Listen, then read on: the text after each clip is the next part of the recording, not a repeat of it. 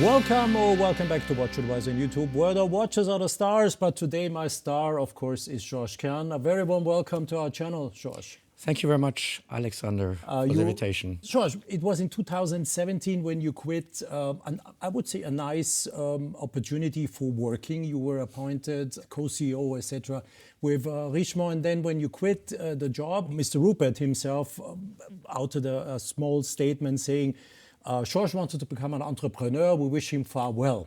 Do you meanwhile regret anything? It's not an easy world these days. And I think as an entrepreneur, you have a lot of responsibility for the brands, and you are bringing up a new brand with Universal Genève and another brand. So how is life as an entrepreneur these days? It's a great life. I love it. Yeah. And I haven't regretted a second. I had a great time at Richemont. I loved the brands I was dealing with and with my colleagues. It's a fantastic company doing extremely well, as you know. But I had that opportunity. I was always on the edge of being something between a manager and an entrepreneur. I was always more independent than my colleagues and tried to do stuff, I think, beyond, I would say, the boundaries of what you would do in a group. And thank God it worked out.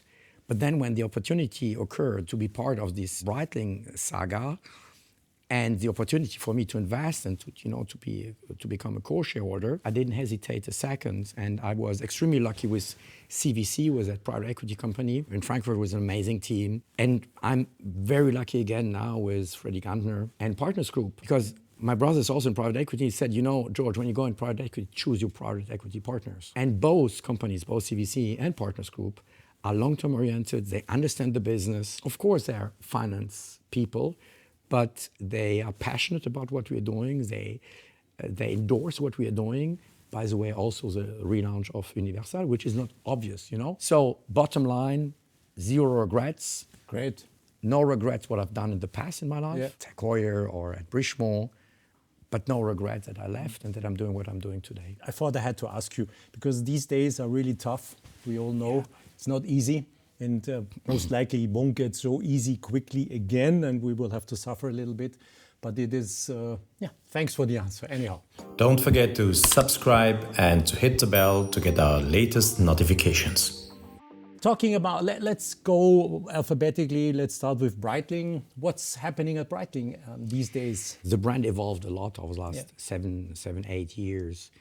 We did a pirouette, basically 360 and 180 degrees. In terms of positioning, we became a journalistic brand, from a niche pilots brand to a journalistic brand, where obviously pilots watches are still the major pillar. But we, as you know, launched the Premier, or we launched the Top Time, etc. I think we are more faithful to the history of Breitling than we've ever been. We totally reviewed the design of the watch. Okay, we have that design code or language we call modern retro. So the products have that anchor in the past, but they're very modern, and you see it also in our environment, in our boutiques. Leading me to the advertising, we totally changed communication. We have this loft, industrial style design in our boutiques, and we were a little urban in terms of communication. You have created a sort of lifestyle brand. Yeah, we are, which is normal. Every luxury brand is a lifestyle. Even people who are saying they're not lifestyles, they're actually lifestyle.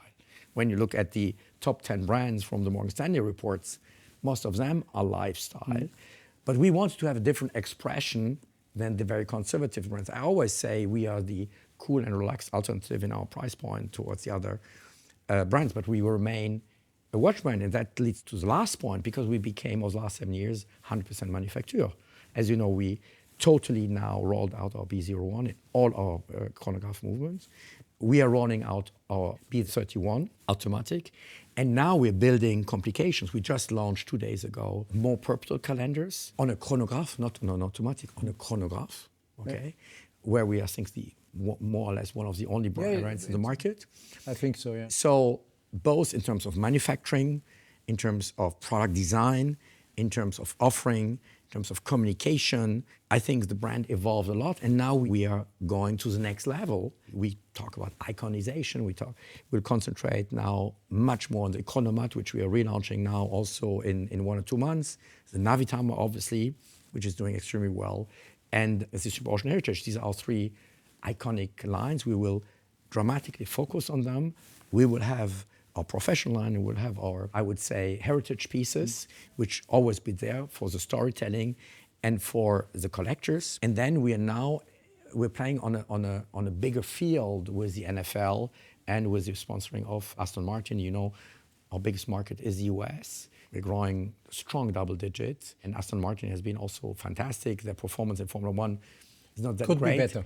Yeah, you know, when Bertrand Piccard, you know, we talk about Orbiter 3, but people forget Orbiter 1, which crashed after one attempt, I think 1 day, Orbiter 2, and at that time, Teddy Schneider said, we will continue.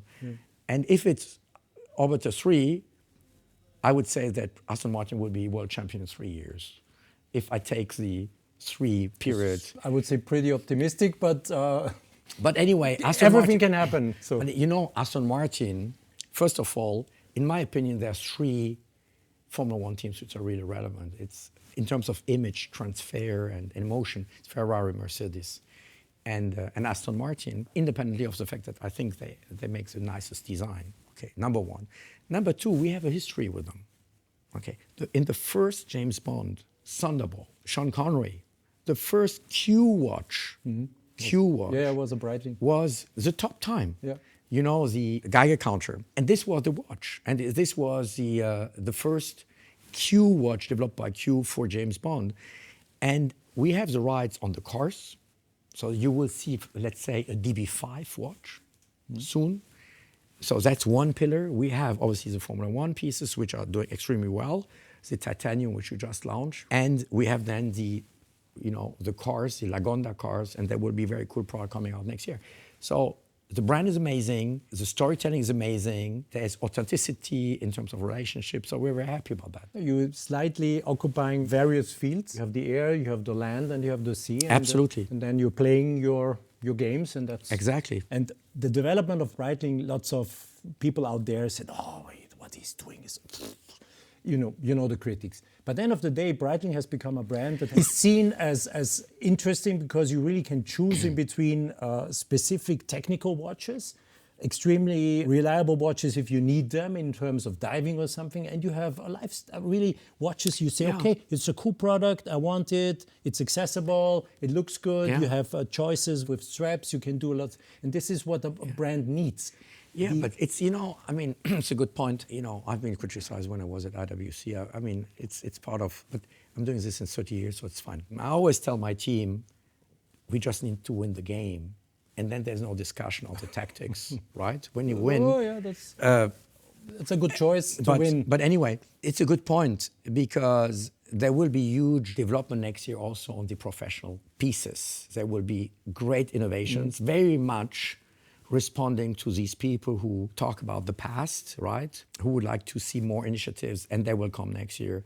Some fantastic products in that professional aviation field coming. But I believe that we need these historic pieces like the Premier, and we need also more small complications like these purple canals. There will be other things coming on the B31 in terms of second time zone, etc. But that's a normal evolution of a brand, right? You need a basis, then you enlarge your market, also in going into females watches, and then you have your in-house movements, and then you build your... That's a normal evolution. Plus, you're building a lifestyle brand around. Yeah. You have boutiques that are restaurants, bars. Sure. You are offering accessories. Yeah. And I think this is an approach I like. If you bring a name that is well known also to products that are not automatically linked, because if you buy a jacket or something that has nothing to do, but it is cool to have it. Yeah. And if it's well designed, and I think there's a market for it. But we have a partnership, so we did motorbikes with Triumph. Yeah. Nice. Which is very cool. I mean, they've been sold out in 2 minutes. Ex Machina. And then we have Deus Ex Machina, which is an very incredible very cool product. Company with an incredibly creative chief designer. We're now designing a new Deus watch, and it gives another edge to the brand because, as you know, we're in surfing. Yeah. And we work a lot with Kelly Slater, the greatest of all times. And I think you need... a brand is like a planet, and then you have satellites turning around the planet, nurturing the planet. If the satellites are cool, and if the satellites don't only look like if you are producing something to outline the logo once again, or to say, okay, here is a logo. If it's a cool product, people will buy it or people will like it. And I think you can create a universe, and this is unique. I don't know any other brand doing something comparable, having comparable outlets, having comparable styles. I think you're the only one to do that. As far as I see, maybe you know something and then let me know in the comments, but don't. Let's talk about your new baby, Universal Genève. This is really an iconic brand for me in terms of everybody who has a little bit learned about watchmaking can't ignore Universal Genève, and those who didn't know the brand name talked about it by using 3 compacts, B compact stuff, and they didn't even know that this is affiliated with Universal Genève. It's like if they would say Golf, Mercedes Golf. This is completely bullshit. It was always affiliated with the brand, and now finally they learn, hopefully very quickly, that these names are belonging to a super brand that now comes back under your orchestra. So first of all, we made that decision 3-4 years ago, and I told the board, guys, we have fantastic people, we can do more. Then we looked into existing brands, operating brands, but then operating brands for sales are usually bad brands. So you buy stock you don't want, capacities you don't want, etc. And then I asked my heritage teams, which are the 2 brands, with Fred Mandelbaum, etc. And he said, you have to buy Universal and Gallet. And then we, through friends, we contacted the owners of Universal, which were based in Hong Kong. Very nice people. And there was a fight. We were not the only ones trying to buy Universal. Big groups wanted to buy Universal. And thank God I was able to convince the owners to sell it to us. And of course, we share everything what we're doing, and they're very happy. Now, how do we position that brand? You're a car guy. Okay, if you look at the high watchmaking, and if I do the analogy with the cars, you have 2 types of cars. You have the Rolls-Royce, beautiful, beautiful car, fantastic quality, but very conservative, traditional. And then you have the Lamborghini, the yellow Lamborghini, very bling bling and loud. And you have the same, and I'm not going to categorize the watches now, our colleagues will be able to do this. We will be in the middle. We will be in the middle. We will be, of course, high quality with micro rotor. Actually, it's a 3/4 of a rotor. Amazing movements, both automatic and chrono, which was not the case in the old days. Of course, we have classic watches. Like, of course, we're going to relaunch the Pole Rotor for Gerald Genta. Of course, we're going to relaunch the compacts and the 3 compacts, Nina Rins, Eric Clapton, etc., but many other pieces. But it is, that's now the point, functional beauty. The slogan is functional beauty. It will be a very static brand. By the way, I would say 50-50 male, female. Functional beauty. And we have an incredible history. So it will be an extremely tasteful brand with very, I would say, also innovative executions of classic products the other brands would never do. Because they cannot, they're in their traditional prison. But we're not going too far, in my opinion. The products are incredibly beautiful, very tasteful, very tasteful. As I said, covering male and female, and going into a segment where I think there's a huge potential. And this is why, by the way, we're not launching one. Everybody's expecting us to launch only the Pole Rotor or, let's say, the compacts. We're going to launch 5-6 series under the slogan, Le Couturier de la Montre. This was also a triggering element when we bought the brand, which is beautiful in French. So the translation in English is less sexy. It says, the tailor of watches, right? In French, it sounds better. In French, it sounds... Couturier de la Montre. Couturier de la Montre, it's beautiful. Yeah. And we structured, by the way, the collection in couture, in capsule, and in prêt-à-porter. So the whole thing is structured like that. We're launching 3, 4, 5 series, wait until the 13th, in order to show the whole diversity of the brand and not one line. Because as soon as you launch one line, you're in a category, you're in a drawer. And we wanted to immediately open the brand, including the couture unique pieces. There is a lot of métier d'art, what we call métier d'art, in terms of paintings, in terms of movements, in terms of bracelets, aesthetics, etc. But we will have also the prêt-à-porter. So lots of surprises. I have an advisory board for, I'm getting older. So when I'm getting older, I ask for advice. When I was younger, I never asked for advice. It should be the other way around. I have a fantastic advisory board. I salute them, who help me to define the lines, who helped me to avoid mistakes. I told them, don't tell me what to do, tell me what not to do. And by the way, the interesting thing is most of these collectors are also Patek and Rolex collectors. For some reason, there's a kind of, emotional link, okay? Without them, we wouldn't be where we are today in terms of, I would say, product perfection and collection perfection. And I'm very grateful that we were able to work with them. How can we imagine the brand in terms of sizes? Not size on the wrist, but size. Is it going to be many watches or a limited production? Still, I want to talk about the size because the collector said, listen, George, we're moving out of this room if you make any watch above 40 millimeters. So they said, 39.5, whatever, except one line, but for historical reason, which was much bigger, but it's based on the historic product, okay. But otherwise, small products.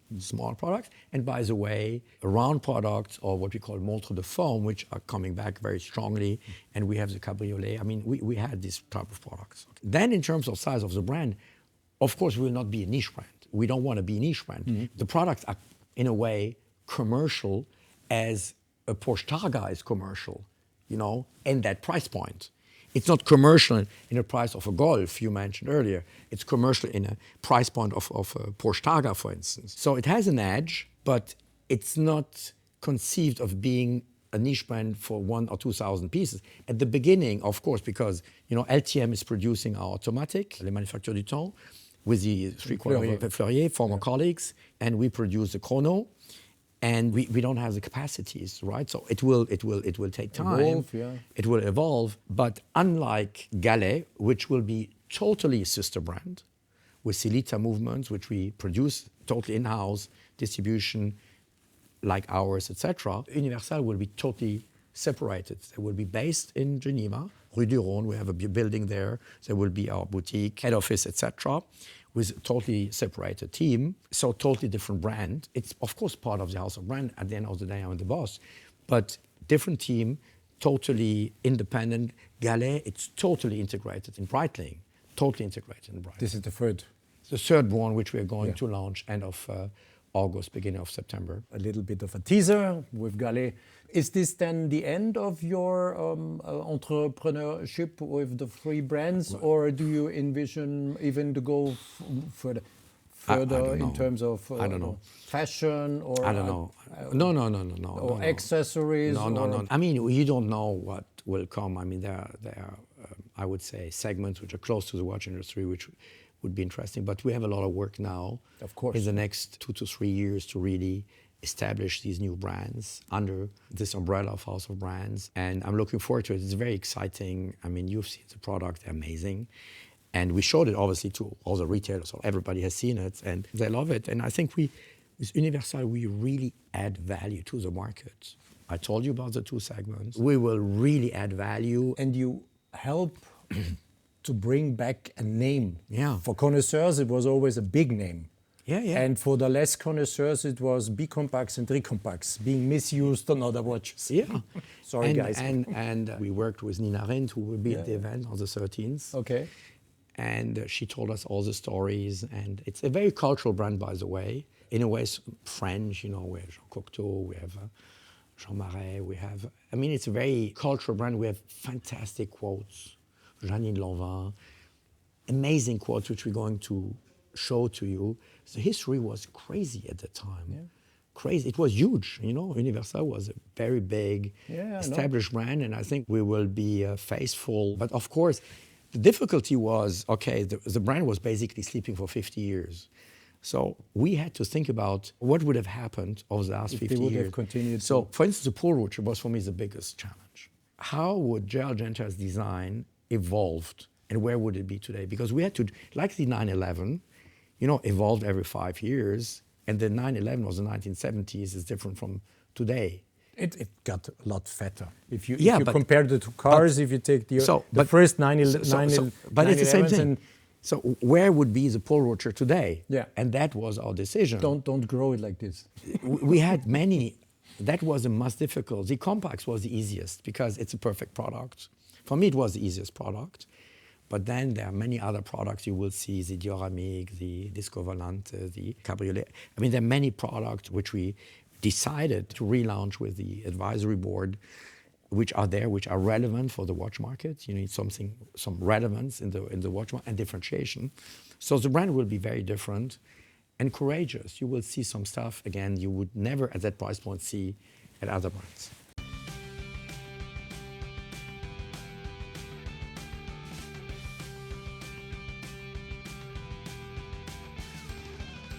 He's still working. No regrets. Johan is most likely very proud of him, meanwhile, I would say. Nope. Yeah, he is, of course.